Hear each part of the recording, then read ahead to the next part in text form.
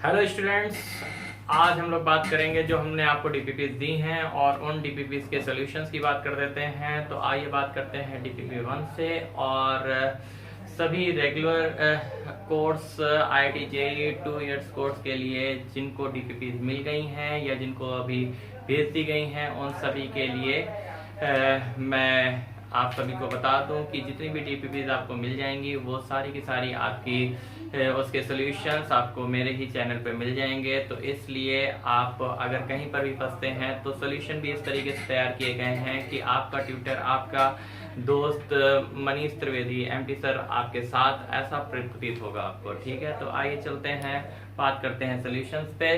ठीक है, तो सबसे पहले डीपीपी कौन सी है? डीपीपी 1 है और कॉम्प्लेक्स नंबर है। याद रखिएगा, यहाँ पर जो हम वो ले रहे हैं डीपीपीज के सॉल्यूशन एज ए हिंट्स लेंगे। जो हमें ये लगेगा कि हाँ बच्चा यहाँ फंस सकता है, तो उस कारण से फिर हम क्या करेंगे कि उसके सॉल्यूशंस थोड़े वो कर देंगे, फुल कर देंगे। और जिनमें ऐसा लगेगा नहीं सिर्फ हिंट दे के काम हो जाएगा, तो आपको वहाँ पर हिंट दी जाएगी। और जिसमें ये लगेगा सिमिलर टाइप की है, तो उसको आपको डू योरसेल्फ करके आपको खुद करना होगा। ठीक है, तो चलिए स्टार्ट करते हैं। पहली कंडीशन, पहली प्रॉब्लम है डीपीपीज की कि if z is a complex number so that mod z is equal to 4, mod z equal to 4 and argument of z is equal to 5 pi by 6। तो वो कह रहा है then z is equal to z की values find out करनी है। बेटा बहुत आसान है, आप यहाँ पोलर फॉर्म की बात कर रहा है वो mod cos theta plus i sin theta. So finally आपको यहाँ पर वैल्यूज पुट करनी है। cos 5 पाई बाई 6 की वैल्यू होती है माइनस √3/2 और sin 5 पाई बाई 6 की वैल्यू होती है आपकी 1/2। ठीक है, क्योंकि ये सेकंड क्वाड्रेंट है और यहाँ पर साइन पॉजिटिव और कॉस नेगेटिव होता है। पुट करिए, रिजल्ट देख लीजिए। ठीक है, चलिए फिर चलते हैं अब सेकंड नंबर प्रॉब्लम्स की तरफ। अब इसके बाद कंटिन्यू में आगे बढ़ते हैं, क्योंकि 73 प्रॉब्लम्स हैं डीपीपी में, इस कारण से आपको कुछ के हिंट्स मिलेंगे, मैं बार बार आपसे कह रहा हूं। तो आइए चलते हैं। नेक्स्ट लिखा है the argument of the complex number sine 6 pi by 5 plus i 1 plus cos 6 pi by 5, 6 pi by 5। So the argument of the complex number की अगर हम बात कर लेते हैं, तो यहाँ पर ये कंडीशन है, कॉम्प्लेक्स नंबर हमें लेना है, इसका आर्गुमेंट चाहिए, तो हमें कुछ नहीं करना, tan थीटा हमें पुट करना है और यहाँ पर लगाना है imaginary part of z upon real part of z। तो यहाँ पर आ जाएगा 1 plus cos 6 pi by 5 upon sine 6 pi by 5। ठीक है, तो यहाँ पर आपके पास रिजल्ट cos 2 थीटा वाले लगने हैं, यानी कि 2 cos स्क्वायर थीटा माइनस 1 और sin 2 थीटा की कंडीशन है 2 cos theta, 2 sin theta cos theta की कंडीशंस में आप जाएंगे। यहाँ से आप वैल्यूज पुट करेंगे, वैल्यूज पुट करने के बाद ये आपका बन जाएगा 2 cos स्क्वायर 3 पाई बाई 5 और ये बन जाएगा 2 sin 3 pi by 5 upon cos 3 pi by 5। Cancel out कर दीजिए, 2 से 2 कैंसिल, cos से cos कैंसिल, तो ये आ जाएगा cot 3 pi by 5। So the value is here. हमारे पास 10 के केस में करना है 10 pi by 2 minus 3 pi by 5, तो यहाँ पर आपके पास आ जाएगा 10 माइनस पाई बाई 10। ओके, लेकिन ये सेकेंड क्वाड्रेंट की कंडीशन है और ये देखिए 6 पाई बाई 5 और cos 6 पाई बाई 5, जब आप इसे सिंप्लीफाई करते हैं तो आपके पास ये कंडीशन जो आती है वो 3 पाई बाई 5 के केस में आ रही है। 3 पाई बाई 5 जो है हमारा सेकेंड क्वाड्रेंट का केस है, तो इस कारण से सेकेंड क्वाड्रेंट के केस में 10 हमारा निगेटिव होता है। एक आंसर माइनस पाई बाई 10 भी है। अगर आप सेकेंड के केस में जाएंगे तो पाई बाई 10 यानी पाई बाई 9 पाई बाई 10 भी आपका एक केस हो सकता है, क्योंकि आपको tan थीटा चाहिए था, यहाँ से हमने यहाँ से अपना थीटा निकाल लिया है tan थीटा करके। So the tan theta is here 10 90। Okay, क्या मिल जाएगा? tan theta is equal to 10 9 pi by 10। Okay, so theta is here 9 pi by 10। Okay, this is the argument. Okay, simple सा argument की problem थी easily. ये तो मैंने इसका आंसर कर दिया क्योंकि ट्रिग्नोमेट्रिक फंक्शन था, इसलिए थोड़ा सा सॉल्व कर सकते हैं आप इसको। चलिए आप कंटिन्यू करते हैं आगे की तरफ, थर्ड नंबर प्रॉब्लम पर चलते हैं।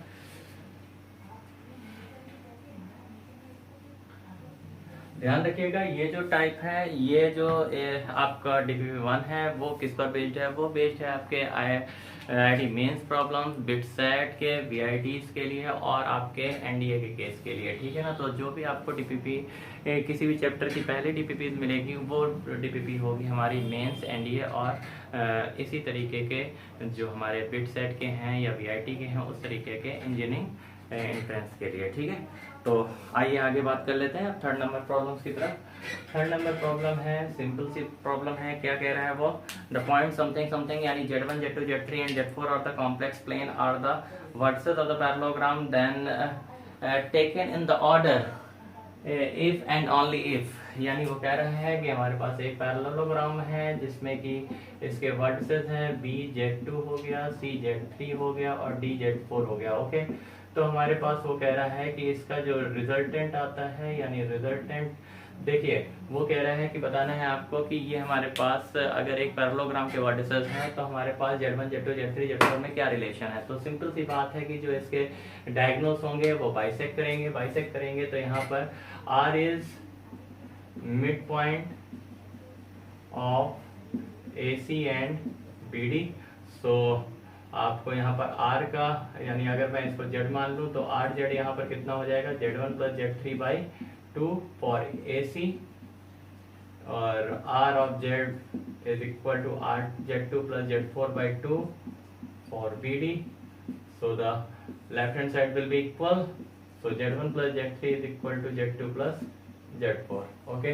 ये कंडीशन आ गई है आपकी, ठीक। तो जब भी पैरेललोग्राम के लिए आपको वर्टिसेस दे रखे हों तो एक कंडीशन आपकी ये भी होगी कि Z1 plus Z3 is equal to Z2 plus Z4। चलिए आगे बढ़ते हैं, ठीक है। तो नेक्स्ट कंडीशन है अपनी थर्ड के बाद बात करते हैं फोर्थ नंबर प्रॉब्लम पे। फोर्थ नंबर प्रॉब्लम लोकस की प्रॉब्लम जैसे कि हमने बताया था उसको करनी है। जैसे real part of Z square equal to 4, तो सिंपल सी बात है Z equal to x plus i y लेंगे तो x प्लस आई वाई का होल स्क्वायर कर दीजिएगा तो x square minus y square plus 2xy iota और the real part of Z square is here x square minus y square, so x square minus y square equal to 4। और जो 11th के students हैं उनका अभी complex geometry में यानी coordinate geometry की चर्चा नहीं हुई होगी तो इस कारण से वो ये नहीं समझ पा रहे होंगे। वैसे ऑप्शन में लिखा हुआ है कि ये कौन सा किसका लोकस है, तो आप यहाँ लिखेंगे रेक्टेंगुलर हाइपरबोला, ठीक है। ये कब आप सीखेंगे, ये तब आप सीखेंगे जब आप इसको कोऑर्डिनेट ज्योमेट्री को कंप्लीट कर लेंगे, ठीक है ना, तब वहां पर ये सब लैंग्वेज आप सीख जाएंगे। तो अभी तो आप ये समझिए कि आपकी कंडीशन एक्स और वाई में क्या रिलेशंस आ रहे हैं, ठीक है ना। बाकी चीजें सर्किल है, पैराबोला है, एलिप्स है, हाइपरबोला है या फिर स्ट्रेट लाइन है या रेक्टेंगुलर हाइपरबोला है, ये सारी बातें आपको धीरे धीरे कंटिन्यूसली समझ में आती रहेंगी। हाँ, अगर ड्रॉपर के बच्चे हैं या 1 ईयर स्टूडेंट्स हैं तो फिर उसके लिए तो इनको पता है कि this is the equation of the rectangular hyperbola, okay. चलिए आगे बढ़ते हैं।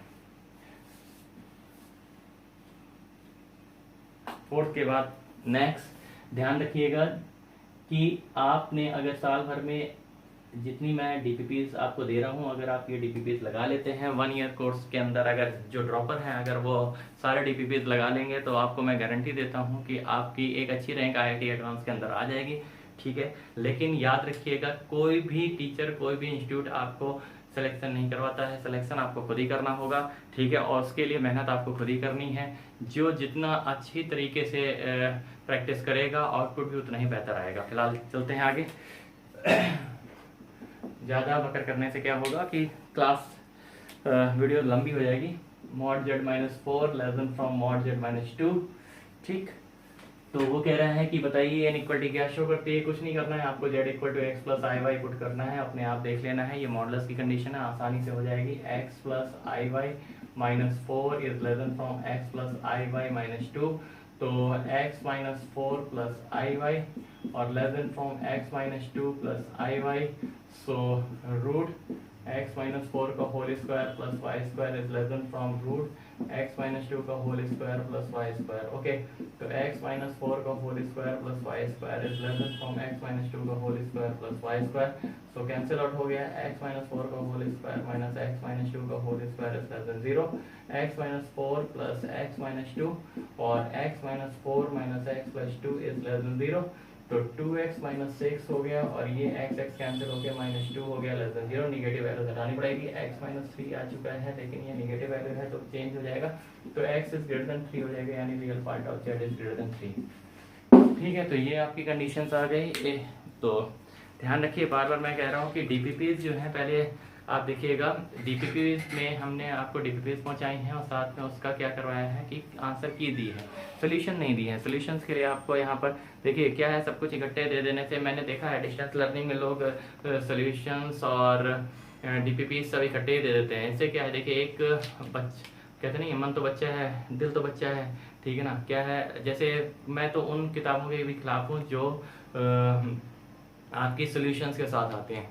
क्या अगर आप सबको सब कुछ परोसी दोगे तो उसका जो विचलित मन होता है वो उसको सर्च करने लगता है, वो देखने लगता है, ढूंढने लगता है, ठीक है ना। तो ये सारी चीजें मैं आप पहले करिए, कंप्लीट करिए, उसके बाद सॉल्यूशंस के लिए थोड़ा सा मेहनत करिए, ठीक है ना। एकदम से सामने पड़ी हुई चीज में जबरदस्ती आंख उधर की तरफ जाएगी, और जितना भी आप माइंड को ना यूज करके सीधे सीधे आप उसका सोल्यूशन देखते रहेंगे तो आप उसको याद कर रहे हैं, उसको आप कर नहीं रहे, ठीक है। तो एक काम करिए, सोल्यूशन एकदम लास्ट में। मैं तो कहता हूँ एक चीज ये होनी चाहिए कि आंसर सीट भी सबसे लास्ट में।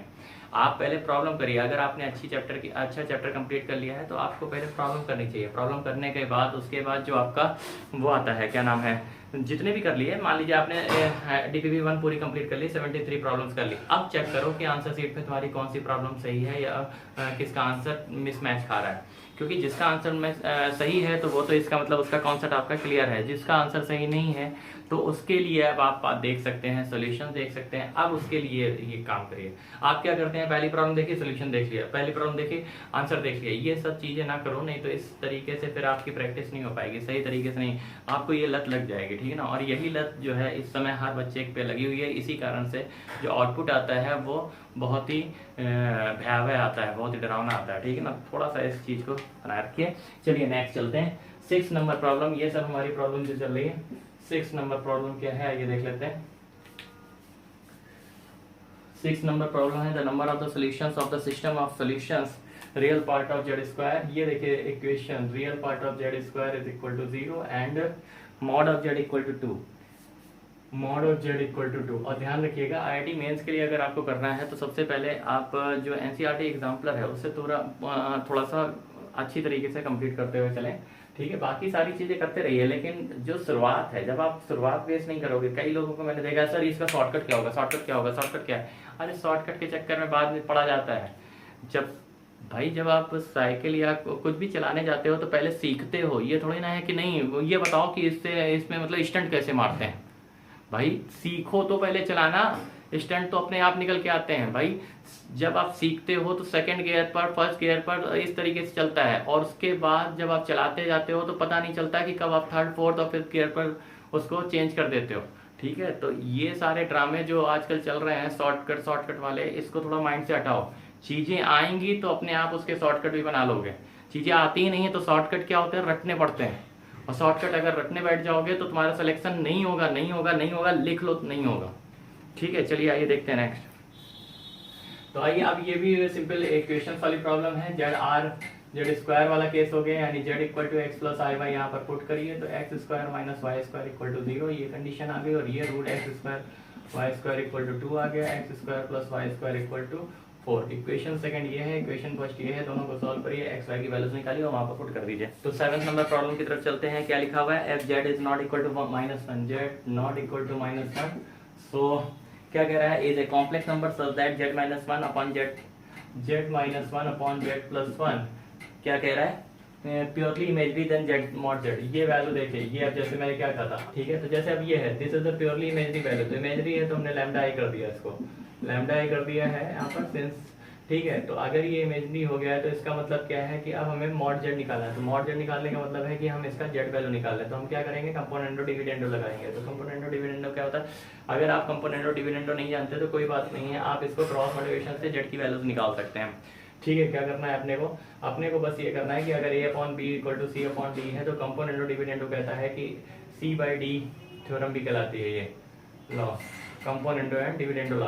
क्या है ये कि जो ऑपरेशन आप इस साइड करोगे वही ऑपरेशन आपको इस साइड करना होगा, अगर ये आप माइनस कर रहे हैं तो यहाँ माइनस करेंगे, प्लस है तो प्लस करेंगे, तो यहाँ पर कितना आएगा z minus one plus z plus one upon z minus one minus z minus one is equal to lambda i plus one upon lambda i minus one. Okay, अब देखिए ये z से z कैंसिल हो गया है और ये 1 से 1, तो 2z upon minus 2 is equal to lambda i plus one upon lambda i minus one. Okay, अब ये 2 से 2 कैंसिल हो गए तो माइनस जेड आ गया, तो जेड कितना आ जाएगा 1 plus lambda i upon 1 minus lambda i. Okay, अब इसका तुम्हें मॉडुलस निकालना है, तो modulus of z is equal to modulus of 1 plus lambda i upon 1 minus lambda i. आपको पता है कि mod z1 upon z2 is equal to क्या होता है, mod of z1 upon mod of z2। तो यहाँ पर क्या हो जाएगा, mod of 1 plus lambda i upon mod of 1 minus lambda i. तो आपको पता है कि इनकी कंडीशन क्या आ जाएगी, 1 प्लस लैम्डा स्क्वायर और ये आ जाएगा 1 प्लस लैम्डा स्क्वायर, तो ये कैंसिल आउट होकर के हमारे पास वैल्यू क्या दे देंगे 1। तो mod of z is equal to कितना आ जाएगा 1। ठीक है, तो चलिए आगे बढ़ते हैं बिना टाइम खोटी किए हुए। अब 8th नंबर प्रॉब्लम देख लेते हैं। 8th नंबर प्रॉब्लम है हमारे पास कि मॉड z1 और मॉड z2 और mod z3 is equal to 1 दे रखा है, और एक ये इक्विलेटरल ट्रायंगल है, ये A है z1, ये है B z2 और ये है C z3, ये इक्विलेटरल ट्रायंगल है। तो आपको पता है कि इक्विलेटरल ट्रायंगल में हमारे पास जो सेंटर होता है, ये हमने सर्कम सर्कल अपनी तरफ से लगाया है, क्योंकि ये सर्कम सेंटर और सेंट्रॉइड ये सब क्या होते हैं, एक ही जगह पर रहते हैं। ठीक है, और इनके बीच की ये जो लेंथ है, ये डिस्टेंस ये दे रखी है आपको, अगर ओरिजिन से देखें तो, और इसको हम ओरिजिन कंसीडर कर लें तो ये हमारे पास z1 है, ये आपके पास z2 है और ये आपके पास z3 है, तभी ये आपका ओरिजिन फॉर्म हो गया है। तो अगर ओरिजिन से हम लोग यहाँ पर देखें तो हमारे पास सरकम सेंटर जो है, सरकम सेंटर वो कितना हो गया है, सरकम सेंटर हो गया है हमारा 0। ठीक है, ये हमारा 0 हो गया है, यानी कि कॉम्प्लेक्स नंबर हमारा अगर हम इसे z माने तो z is equal to 0 plus i0। Okay, तो यहाँ से हमारे पास ये लेंथ सेम है, और लेंथ सेम होने का मतलब ये z1 z2 z3 क्या हो गए, सरकम रेडियस हो गए। ओके, तो अब हमारे पास यही सरकम सेंटर है और यही इक्वल होगा सेंट्रॉइड के भी। क्यों सेंट्रॉइड के क्यों इक्वल होगा, सेंट्रॉइड के इक्वल इसलिए होगा क्योंकि हमारे पास ये एक इक्विलेटरल ट्रायंगल है, इक्विलेटरल ट्रायंगल में सेंट्रॉइड, इन सेंटर और सर्कम सेंटर ये सब एक ही पॉइंट पर लाई करते हैं। तो यहाँ पर सेंट्रॉइड निकाल लेते हैं, सेंट्रॉइड भी O पे ही आके गिरेगा, तो ये कितना हो जाएगा z1 plus z2 plus z3 upon 3। तो आपके पास कितना आ गया, z1 plus z2 plus z3 upon 3 और equal to 0। So the value is here z1 plus z2 plus z3 equal to 0। Okay, ये क्लियर हो गया। चलिए नेक्स्ट चलते हैं 8 के बाद 9 की तरफ। ठीक है, देखिए 11th वाले बच्चों के लिए फिर मैं बता दूं, 11th वाले बच्चों के लिए थोड़ी सी दिक्कत वाली बात है, क्योंकि वहां पर जो है ना आपका अभी कॉम्प्लेक्स ज्योमेट्री हो नहीं सकता है। टीचर्स जो भी जहां पर भी टीचर पढ़ा रहे हैं उनके लिए मजबूरी है, क्योंकि कोऑर्डिनेट ज्योमेट्री में ये सब आएगा। ठीक है, बाकी 12th और ड्रॉपर के लिए तो ये सारी चीज़ें सुनी सुनाई होनी चाहिए। अब लिखा हुआ है 9th नंबर प्रॉब्लम है, आर्गुमेंट दे रखा है z minus 2 minus 3i equal to 2 minus 3i equal to π/4।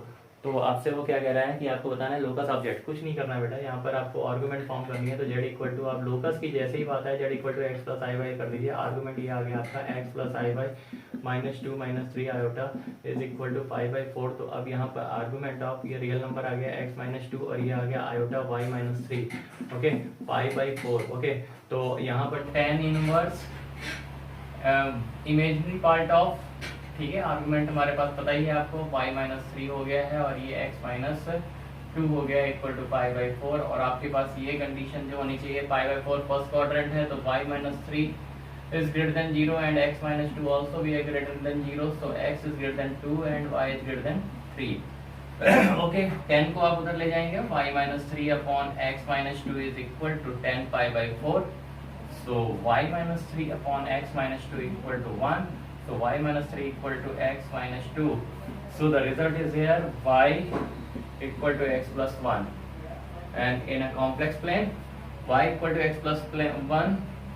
तो आइए इसको हम लोग प्लेन पर देख लेते हैं, क्योंकि चारों ऑप्शन जो हैं वो कॉम्प्लेक्स प्लेन के अंदर हैं। x इक्वल टू 0 पर y इक्वल टू कितना आ जाएगा 1, y इक्वल टू 0 पर x इक्वल टू -1। तो ये हमारे पास आएगी -1, 0, 0, 1। ये लाइन आपकी फॉर्म हो गई है। लेकिन लाइन स्टार्ट कहाँ से होगी, 2 के ग्रेटर देन और 3 के ग्रेटर देन, यानी 2, 3 पॉइंट से, यानी 2, 3 पॉइंट हमारे पास मान लीजिए ये है, x equal to 2 and y equal to 3। इस पे आप फॉलो सर्किल ले सकते हैं, उधर ऊपर की तरफ कर सकते हैं। तो इसको आप हटा सकते हैं, यहाँ पर इस पे यहाँ से हटा दीजिए। ठीक है। तो आपका जो कॉम्प्लेक्स प्लेन के अंदर रिजल्ट फॉर्म होगा वो इस तरीके से होगा। तो इस तरीके से अगर देखा जाए तो आपका ऑप्शन है ए। ओके, तो इस तरीके की प्रॉब्लम्स आपके पास आ सकती है, लेकिन ये सब आपके मेंस लेवल के हिसाब की हैं। चलते हैं 10th प्रॉब्लम की तरफ। 10th प्रॉब्लम क्या कह रही है? 10th प्रॉब्लम है हमारे पास 10 देख लेते हैं। The locus of the jet lies in the stated region in the best represented by something। ये देखिए हमारे पास क्या है, ये एक सर्कल फॉर्म किया हुआ है। ये अंदर जो है हमारे पास ये 1 है, -1 है, 1 -1 है और आयोटा है, माइनस आयोटा है। ये शेडो रीजन दे रखा है और आपसे कहा गया कि ये रीजन कौन सा है। अच्छा, ये टच है पूरा, ये टच है पूरा, ठीक है। तो वो ये कह रहा है कि रिप्रेजेंटेड बाय, तो आपको बताते हैं कि हमारे पास ये क्या है, सर्कल है जिसकी रेडियस आपकी 1 आ रही है, ये सेंटर है। तो मॉड जेड इक्वल टू 1, तो ये आपके पास 4 ऑप्शन जो दिए गए हैं उसके अकॉर्डिंग आप देखेंगे। मॉड जेड तो 1 हो गया। आर्गुमेंट क्या है? आर्गुमेंट है -π/2 से। आर्गुमेंट जेड जो है वो -π/2 टू आपका क्या जा रहा है, π/2 इनर साइड की कंडीशन है आपकी। तो ये ऑप्शन ए है इसका। अब अगली प्रॉब्लम है, if Z1 Z2 Z3 are the vertices of the equilateral triangle inscribed in the circle Z mod Z equal to 2। mod Z equal to 2 ये आपके पास आ चुका है। और क्या दे रखा है, एंड द Z1 आपको दे रखा है 1 + √3 आयोटा। ओके, और वो आपसे क्या कह रहा है कि आपको Z2 और Z3 फाइंड आउट करना है। ठीक है, आपके पास एक सर्किल है जिसका ये आपका एक सर्किल हो गया है और जिसकी रेडियस जो है वो क्या है, 2 है। तो ये 2 हो गया, -2 हो गया, ठीक है। अब आपको क्या करना है, इसमें एक इक्विलेटरल ट्रायंगल फॉर्म करना है और इसके बाद आपको इसमें एक Z1 जो दिया गया है इसका हम अगर ऑर्डर पेयर लें तो 1, √3 है, यानी कि ये पॉइंट आ गया 1, √3। अगर हम इससे एंगल फॉर्म करें तो ये देख सकते हैं आप। इसी के पैरेलल में एक हमने यहाँ पर भी पॉइंट लेना है जिसको हमने, अगर इसको Z1 कहा है तो इसको हम Z2 कह सकते हैं और इसके जो इंटरसेक्टिंग पॉइंट है वो Z3 यहाँ पर जा करके उसके इनर पॉइंट पर लगेगा, यानी Z3 इधर आएगा। ठीक है, तो ये अगर हम A पॉइंट ले लें, ये हम B पॉइंट ले लें और ये C पॉइंट, तो हमारे पास C पॉइंट तो आप समझ ही गए होंगे -2, 0 है। और ये जो है this is the image value of about the x axis, यानी रियल Z एक्सिस। ये इमेज वैल्यू आ रही है तो 1, -√3 आ गया है। तो Z2 की वैल्यू कितनी आ रही है आपकी, Z2 आ रहा है 1 -√3 आयोटा और Z3 कितना आ रहा है, Z3 आ रहा है -2 + आयोटा 0, यानी कि खासकर -2। ठीक है, तो ये कंडीशन हो गई आपकी। चलिए अब नेक्स्ट केस देखते हैं, 12th नंबर प्रॉब्लम जो है। तो ठीक है, ये समझ में आ गया आपको। ये Z1 आपको एक पॉइंट दे रखा था, इससे आप क्या कर रहे हैं कि यहाँ से आर्गुमेंट आपने जब निकाला था तो वहीं से समझ में आ गया था। mod Z की वैल्यू यहाँ पर Z1 की वैल्यू 2 आ रही थी और जब आपने इसका आर्गुमेंट निकाला था tan थीटा तो √3/1, यानी कि थीटा इक्वल टू कितना आ रहा था, 60 डिग्री। ओके, ये अगर 60 डिग्री है तो ओवरऑल आपका कितना आ जाएगा, ये भी 60 डिग्री हो जाएगा। तो 120 है तो ओवरऑल ये भी आपका 60 डिग्री यहीं पर ही पड़ेगा, क्योंकि सर्कमफ्रेंस पर जो हमारे पास एंगल होता है उसका 2 टाइम्स होता है उसके सेंटर्स पर। ठीक है, तो चलिए ये एक्सप्लेनेशन इस 11th के लिए हो गया है। अब थोड़ा आगे बढ़ते हैं और बात करते हैं 12th नंबर प्रॉब्लम्स की। और 12th नंबर प्रॉब्लम क्या है उस पर चर्चा कर लेते हैं। एक cos थीटा समथिंग ये दे रखा है, cos theta + I sin theta. इसको पहले हम लोग क्या कर लेते हैं, e⁻I थीटा लिख देते हैं। फिर दूसरा क्या है, ऐसे ही आपको इनटू फिलहाल दे रखा है, तो cos 2 theta + I sin 2 theta दे रखा है बच्चों, e⁻2I थीटा हो गया।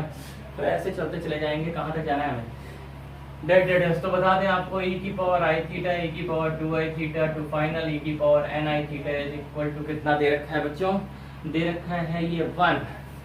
तो आपसे कह रहा है थीटा की वैल्यू फाइंड आउट करिए। 1 का मतलब बच्चों ये हो गया e⁻0, e क्रॉस 0 हो गया है, तो e की पावर जुड़ जाएंगी, theta + 2 theta + so on n theta.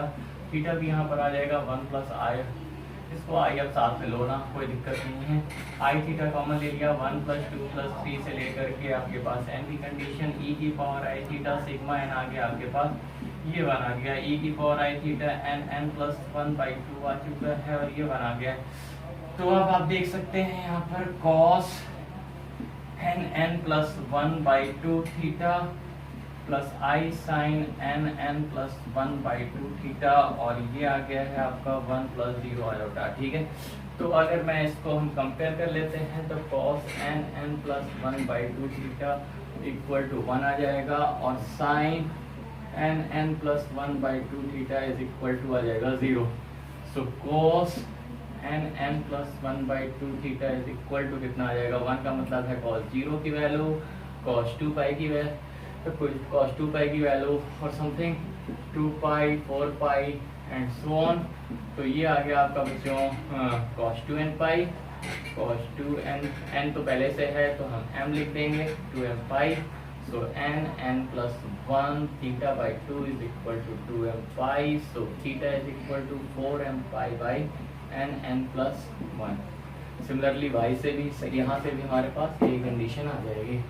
ठीक है, तो इस तरीके से हम निकाल सकते हैं 1 के केस में। चलिए अब आगे बढ़ते हैं, बात को लंबा नहीं करते हुए जल्दी चलते हैं आगे की तरफ। अब 13 नंबर प्रॉब्लम में आते हैं। तो 13 नंबर प्रॉब्लम कुछ नहीं है, ठीक है, ये सीधी सी प्रॉब्लम थी आपकी। 13 नंबर प्रॉब्लम की तरफ चलते हैं। 13 नंबर प्रॉब्लम क्या है? 13 नंबर प्रॉब्लम देखिए 73 प्रॉब्लम्स हैं। अगर आप सोल्यूशन ऐसे लेंगे कि मैं इतना करूँगा उसके बाद फिर मैं आपसे बात करता हूँ तो बहुत लंबी वीडियो हो जाने वाली है, इसलिए आप सीधे प्रॉब्लम पर फोकस करेंगे। z इक्वल टू दे रखा है a plus b plus c और y x है सॉरी और y दे रखा है a alpha plus b beta plus c, a alpha plus b beta plus c और z दे रखा है आपका a beta plus b alpha plus c, a beta plus b alpha plus c. और आपसे क्या कह रहा है वो, alpha and beta are the complex root of unity, alpha and beta are complex root cube root of unity. So तो alpha यहाँ पर हम ओमेगा ले लेंगे एंड बीटा यहाँ पर हम ओमेगा स्क्वायर ले लेंगे। तो वो क्या कह रहा है कि एक्स वाई जेड हो, हम बिल्कुल इजी है बच्चों, ये तरीका मैंने बताया हुआ है। a plus b plus c आ जाएगा, a alpha b beta plus c और a beta plus b alpha plus c. जब आप इसको सॉल्व आउट करेंगे, इसको टच मत करना, a plus b plus c लिखा हुआ है, ये फाइनली निकल जाएगा a square plus b square plus c square minus a b minus b c minus c a. यहाँ पर यूज होगा 1 plus omega square equal to 0, omega cube equal to 1 और अगर हायर पावर आती है तो 3 से डिवाइड करिएगा और उसके रिमाइंडर वैल्यू को लिखिएगा। सारी चीजें हम बता चुके हैं आपको, इस तरीके की प्रॉब्लम हम आपको करवा भी चुके हैं, इसलिए आपको इसका एक्सप्लेनेशन नहीं देते हैं। चलिए आगे बढ़ते हैं। 13 के बाद हम लोग अब बात करेंगे 14 नंबर प्रॉब्लम पे। 14 नंबर प्रॉब्लम पर आइए चलते हैं। तो ठीक है, 13 के बाद अब चलते हैं 14 की तरफ। 14 नंबर प्रॉब्लम क्या है ये उस पर चर्चा करें। 14 नंबर प्रॉब्लम है the equation mod z minus 1 का होल स्क्वायर z प्लस 1 का होल स्क्वायर इक्वल टू 2। ठीक है, ध्यान रखिए, फिर से मैं बता रहा हूँ, ये आपके सॉल्यूशंस बन रहे हैं डीपीपीज के और ये सॉल्यूशंस आपको डीपीपी के जिन बच्चों को डीपीपीज पहुँच गई हैं, जिनके पास या पहुँच रही हैं, जिन्होंने और जिनके पास नहीं पहुँची हैं, वो व्हाट्सएप नंबर मैंने आपको दे रखा है इधर देखते ही जाइए 8708773481। इस पे आप मंगवा सकते हैं, ठीक है, इस पे आप करके। लेकिन इसके लिए आपको क्या है, कमेंट्स पे लिखना पड़ेगा कि आप मुझे इसके डीपीपीज लगातार सब भेज दीजिए प्लीज़।